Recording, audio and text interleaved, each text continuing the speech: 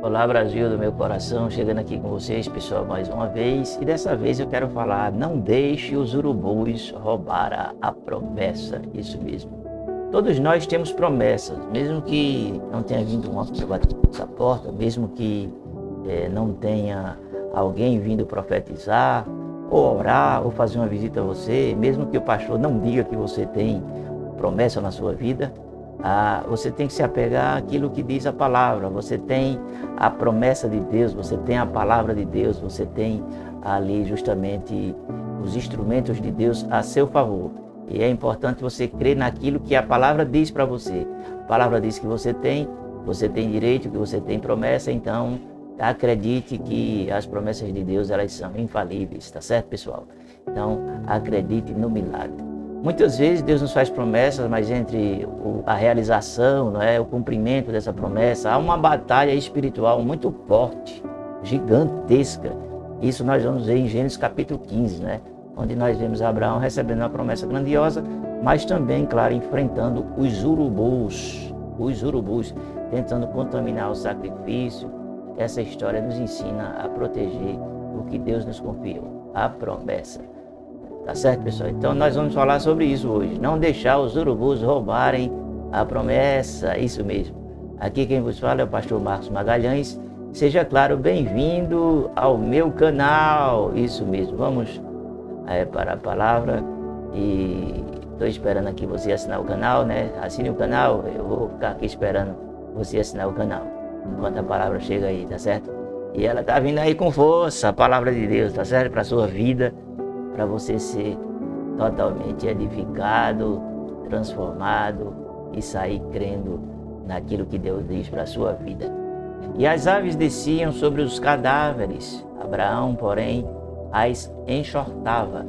E pondo-se o sol, um profundo sono caiu sobre Abraão, e eis que grande espanto e grande escuridão caiu sobre ele. A gente vê aí a situação de Abraão, em que ele estava, numa guerra espiritual muito forte, numa luta espiritual muito forte, certo, pessoal?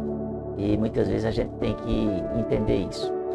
Na realidade, a promessa, em primeiro lugar, ela nasce da palavra, Deus garante a Abraão uma herança, uma descendência incontável, como as estrelas dos céus, como a areia do mar, coisas assim desse tipo, Abraão, ele tem um momento de dúvida, mas ele crê, ele resolve acreditar, porque acreditar é uma decisão, ou você decide crer ou você decide duvidar, enfim, aquela coisa toda, sabe?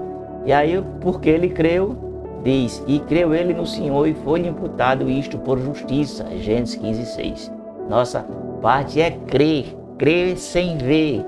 Ele estava numa tenda, mas ali, aquela terra era a promessa de Deus. Ele iria habitar em palácios, Deus iria dar uma grande terra a Abraão. O ambiente espiritual, pessoal, ele pode ser contaminado. Os urubus representam forças que tentam contaminar, desviar ou roubar o que Deus nos prometeu. Isso mesmo. Os urubus podem ser dúvidas, podem ser amigos, entre aspas, que muitas vezes querem tirar você do caminho, querem tirar você do propósito, querem tirar você da vontade de Deus. Como? Aquele amigo que chega ao final de semana e bate na sua porta e diz assim, olha rapaz, vamos tomar uma. Outro diz, olha, vamos ali. Outro diz, vamos acolá. E você, como bobo da corte, muitas vezes você cai e termina se embaraçando com as coisas do mundo. Então, os urubus pode ser isso, também pode ser, sei lá, uma mulher que chega aí se oferecendo, um homem que chega se oferecendo, não sei. Cada um tem o seu calcanhar de Aquiles, não é verdade? As críticas, tem gente que assume uma postura, hoje em dia eu vejo muito isso, as pessoas assumem postura de crítica. Os fofoqueiros na internet são os grandes apóstolos, Eles são os grandes homens de Deus hoje. E as igrejas e os pastores são simplesmente cisco de monturo. E essas pessoas, elas são enaltecidas pelas multidões. Então, se as pessoas que vivem criticando o reino de Deus, as pessoas, líderes espirituais, coisas assim desse tipo, são pessoas que são urubus. Então, muita gente, ela é contaminada por esse tipo de gente, sabe? Aí entra o quê? A incredulidade. Porque qual a maior arma do inimigo? É a distração. Ele distrai as pessoas. as pessoas começam a dizer, é mesmo, rapaz, todo pastor é ladrão, é mesmo, pai, toda igreja é errada, é mesmo, é isso, é aquilo outro. E termina se embaraçando, sabe, nem mé, nem cabaça, e termina no fundo do poço depois, sabe? Então, porque o inimigo, ele é especialista em desvirtuar as coisas.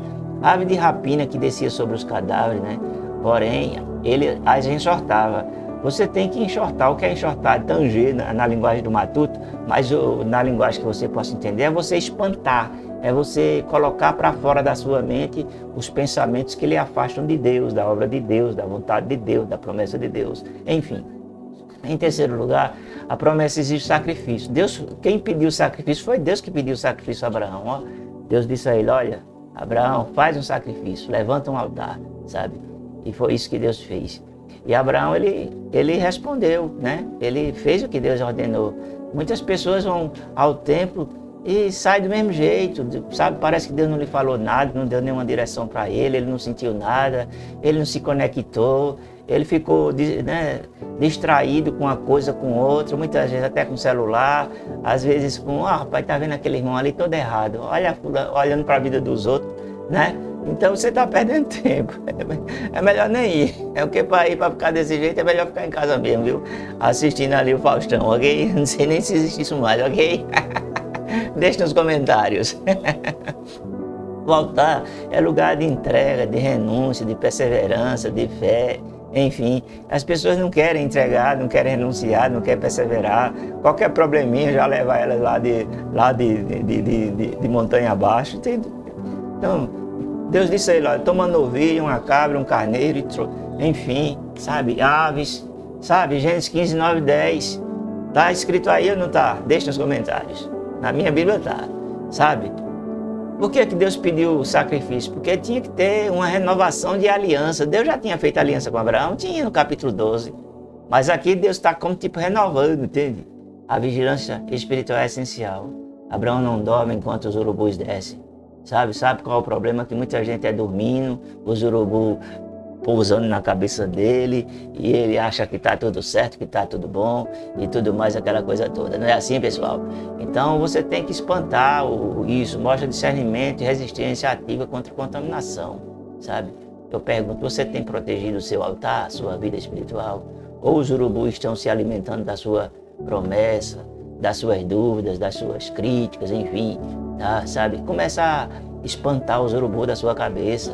A fidelidade de Deus é garantida. Deus sela a promessa com uma aliança. O fogo passa entre os pedaços, sinal de que Ele é fiel. Mesmo quando Abraão dorme, Deus age. É isso mesmo.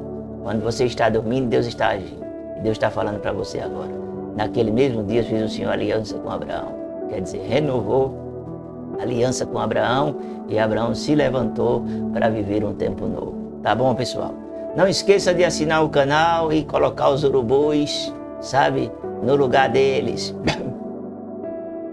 na carniça, para fora da sua vida, entendeu?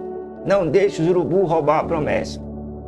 Vou ficando por aqui, beijo no coração e a gente se vê.